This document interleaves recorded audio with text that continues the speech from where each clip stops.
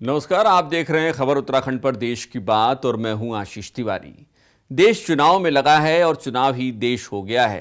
प्रधानमंत्री चुनाव लड़ते हैं, जीतते हैं और फिर चुनाव प्रचार में लग जाते हैं और फिर से चुनाव लड़ने के लिए तैयार भी हो जाते हैं। यही देश है और यही चुनाव है। अब बड़ा सवाल ये कि कैसे चुनाव और देश को अलग अलग किया जाएगा। वैसे पीएम मोदी को अपने कामकाज के आधार पर वोट मांगना चाहिए था, लेकिन वो रामराज के नाम पर ही वोट मांग रहे हैं। मंगलवार को एमपी के खरगोन में आयोजित एक चुनावी सभा में पीएम मोदी ने कांग्रेस पर निशाना साधते हुए कहा है कि ये देश के लोगों को तय करना है कि भारत वोट जिहाद से चलेगा या राम राज्य से।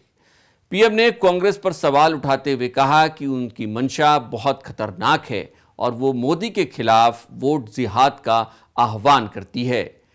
पीएम मोदी ने मंच से जनता को कहा है कि देश का इतिहास अब एक महत्वपूर्ण मोड़ पर पहुंच गया है। उधर राहुल गांधी अपने चुनावी भाषणों में लगातार आरक्षण के मसले पर बीजेपी को घेर रहे हैं। राहुल गांधी लगातार आरक्षण के मसले पर बयान दे रहे हैं।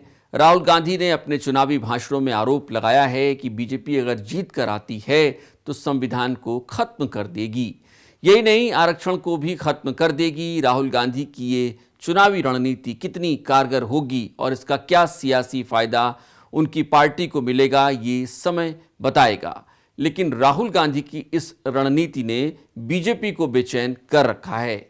यही वजह है कि पीएम मोदी से लेकर गृह मंत्री अमित शाह तक बार बार सफाई देते फिर रहे हैं कि उनकी पार्टी आरक्षण में कोई बदलाव नहीं करने जा रही है।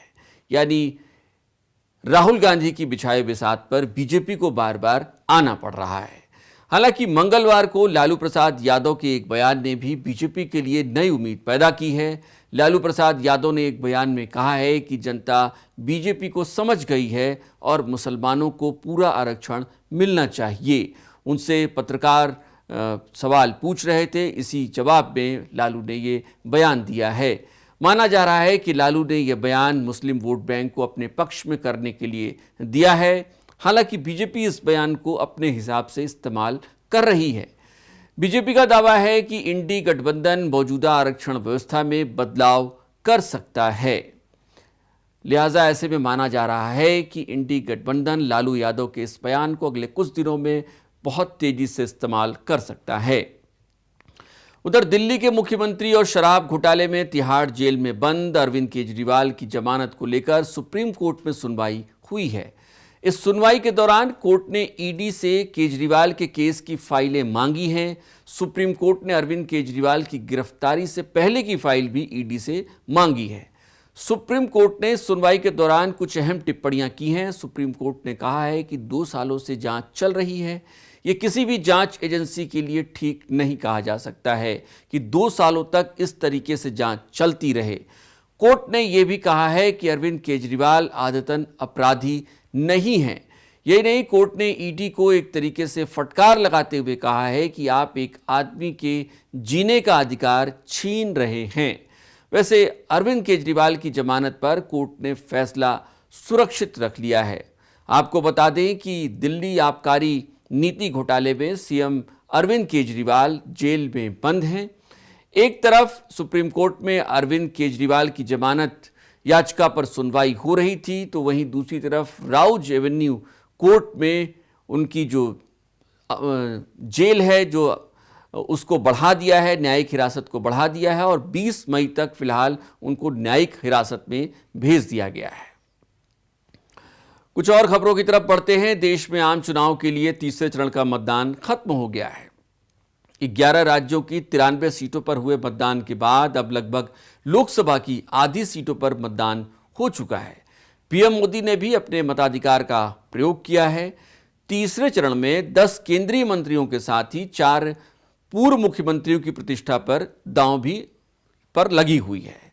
वैसे आपको बता दें कि 5 बजे तक जो आंकड़े आए हैं उसमें तकरीबन 60% के करीब मतदान की खबरें आ रही हैं। हालांकि आधिकारिक आंकड़े आने अभी बाकी हैं। पूर्व कांग्रेस नेता और अभिनेता शेखर सुमन अब भाजपाई हो गए हैं। शेखर सुमन ने मंगलवार को बीजेपी का दामन थाम लिया। आपको बता दें कि शेखर सुमन ने साल 2009 में कांग्रेस के बैनर तले पटना साहिब से लोकसभा सीट के लिए चुनाव लड़ा था। हालांकि इस चुनाव में शेखर सुमन को करारी हार का सामना करना पड़ा था। बीजेपी नेता शत्रुघ्न सिन्हा ने उन्हें बड़े मार्जिन से हरा दिया था और इसके बाद 2012 में शेखर सुमन ने कांग्रेस से इस्तीफा दे दिया था। शेखर सुमन के साथ ही कांग्रेस की प्रवक्ता राधिका खेड़ा ने भी अपना कांग्रेस छोड़ने के बाद अब आज वो बीजेपी में शामिल हो गई हैं। हाल ही में राधिका खेड़ा ने ये कहते हुए कांग्रेस छोड़ दी थी कि उनके साथ कांग्रेस दफ्तर में बंद कमरे में बदतमीजी की थी और कोई भी उनके लिए मदद के लिए नहीं आया था। तो आज देश की बात में इतना ही। आप अगर हमें YouTube पर देख रहे हैं तो चैनल को सब्सक्राइब करिए, बेल आइकन जरूर दबाइए, कमेंट करके हमें बताइएगा कि आपको ये प्रोग्राम कैसा लगा। अगर आप हमें Facebook पर देख रहे हैं तो पेज को फॉलो करना न भूलें। नमस्कार।